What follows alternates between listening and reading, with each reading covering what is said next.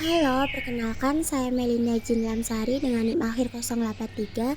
Di sini saya akan menjelaskan bagaimana regulasi dan proyeksi pembangunan desa di Tegal Sari.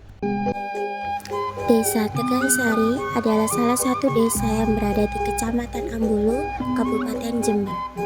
Desa yang berdiri pada 17 November tahun 1999 ini merupakan pecahan dari Desa Ambulu dengan mayoritas penduduk adalah suku Jawa. Desa Tegal Sari terdiri dari 3 dusun, di antara lain yaitu Dusun Tegal Sari, Dusun Bedengan, dan Dusun Tutup, dengan total luas wilayah 366 hektar.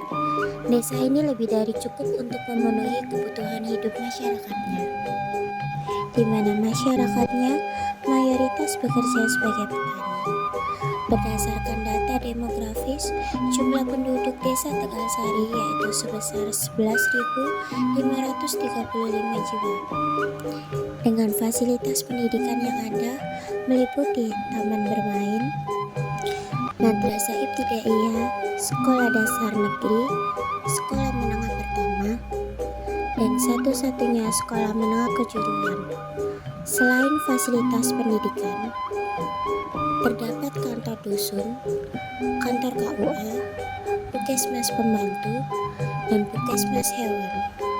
Desa sebagai unit terkecil dalam struktur pemerintahan Indonesia memiliki peran yang sangat strategis dalam pembangunan nasional. Sejak kemerdekaan, pemerintah Indonesia telah mengeluarkan berbagai regulasi yang bertujuan untuk mengatur dan memajukan pembangunan desa. Regulasi ini terus berkembang seiring dengan dinamika sosial, ekonomi, dan politik yang terjadi. Oleh karena itu, keberadaan regulasi yang mengatur tentang desa menjadi sangat penting. Perekonomian masyarakat desa Tegal Sari memiliki berbagai cara, yaitu pembuatan batako dan industri batik yang menjadi kebanggaan desa Tegal Sari, yakni batik Resti. Beberapa regulasi utama yang mengatur tentang desa antara lain: 1. Undang-Undang Nomor 6 Tahun 2014 tentang Desa.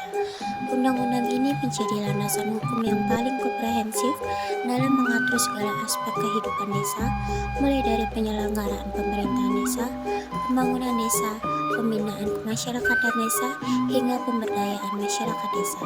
Yang kedua adalah Peraturan Pemerintah Nomor 43 Tahun 2014 tentang Peraturan Pelaksanaan Undang-Undang Nomor 6 Tahun 2014 tentang Desa.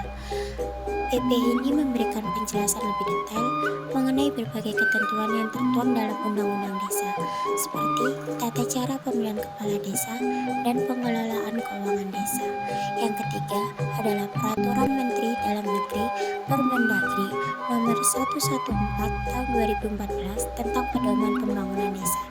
Permendagri ini mengatur lebih spesifik mengenai perencanaan pembangunan desa, termasuk penyusunan rencana pembangunan desa jangka menengah desa (RPJM Desa).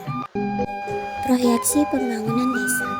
Proyeksi pembangunan desa di Desa Tegal Sari diarahkan pada pencapaian desa yang mandiri dan berdaya saing. Beberapa hal yang menjadi fokus pembangunan desa di Desa Tegal Sari antara lain: 1. Penguatan kelembagaan desa. Pembangunan desa yang efektif membutuhkan kelembagaan desa yang kuat dan mandiri. Pemerintah terus berupaya untuk meningkatkan kapasitas aparatur desa dan memperkuat lembaga-lembaga masyarakat desa. 2. Pemberdayaan masyarakat.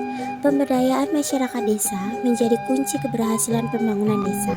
Pemerintah mendorong partisipasi aktif masyarakat dalam perencanaan, pelaksanaan, dan pengawasan pembangunan desa. 3. Pengembangan ekonomi desa.